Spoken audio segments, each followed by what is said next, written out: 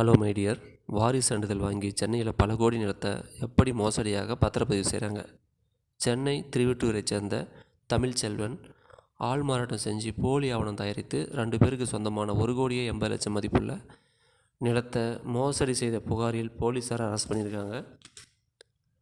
நிலத்துக்கு சொந்தக்காரங்க நிலத்துக்கு அருகில் இல்லாமல் வெளிநாட்டுக்கோ வெளியூருக்கோ போய் கொஞ்ச காலம் அவங்க வேலை பார்க்கும்போது அவர்கள் இறந்து விட்டதாக இறப்புச் சான்றிதழ் வாங்கி கூடவே வாரிசு சான்றிதழும் வாங்குகிறாங்க.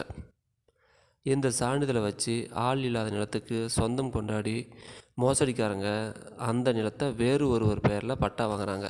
அதன் பிறகு அடுத்தடுத்து 2-3 நபர்களுக்கு புதுசாக குறுகிய காலத்தில் பத்திரப்பதிவு செய்கிறாங்க. அந்த நிலத்துக்கு சந்தேகமே இல்லாமல் பட்டா வாங்குகிறாங்க. அந்த நிலத்துக்கு சொந்தக்காரங்க சில வருஷம் கழித்து வந்து பார்க்கும்போது அந்த நிலம் பல கைமாறி இருக்கும். இந்த மோசடி எப்போ நடந்திருக்குன்னு கண்டுபிடிச்சி கோர்ட்டில் போட்டு அவங்க வாங்கியது போலியான இறப்பு சான்றிதழ் அப்படின்னு நிரூபிக்கணும். தாத்தா பாட்டி பேரில் இருக்கிற சொத்தை தம் பேரில் மாற்றிக்கிறது நல்லது. அண்ணன் தம்பிகள் இருந்து அவர்களின் வாரிசுகள் என்று பொய்யாக கூறி இறப்பு சான்றிதழ் வாரிசு சான்றிதழும் வாங்கி வந்தால் அவர்களும் உங்கள் நிலத்தை சொந்தம் கொண்டாடக்கூடும். இது பாகப்பிரிவினை பிரிக்கப்படாத நிலங்களில் அடிக்கடி நடக்கும் வில்லங்கமாக இருக்கிறது. சென்னை ஆவடி பகுதியில் ஒரு மோசடி நடந்திருக்கு. திருநகர் 1வது தெருவைச் சேர்ந்த தமிழ்ச்செல்வன் 42 வயசு இருக்கும். இவர் வள்ளூர் லட்சுமி பெருமாள் கோவில் தெருவைச் சேர்ந்த கோட்டீஸ்வரி 64 வயசு இருக்கும்.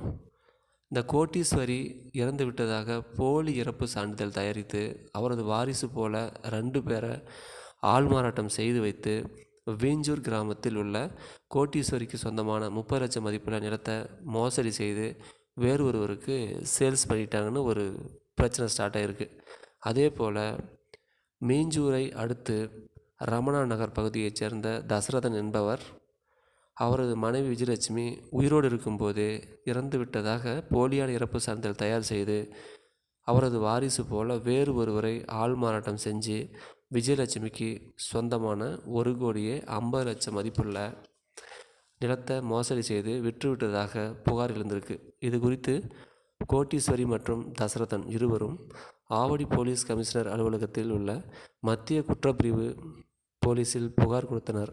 அதன் பேரில் இன்ஸ்பெக்டர் வள்ளி வழக்கு பதிவு செய்து விசாரணை நடத்தினர். இதனை அடுத்து மோசடியில் ஈடுபட்ட தமிழ் செல்வனை போலீசார் கைது செய்தனர். பின்னர் அவரை பொன்னேரி கோர்ட்டில் ஆஜர்படுத்தி சிறையில் அடைத்தனர்.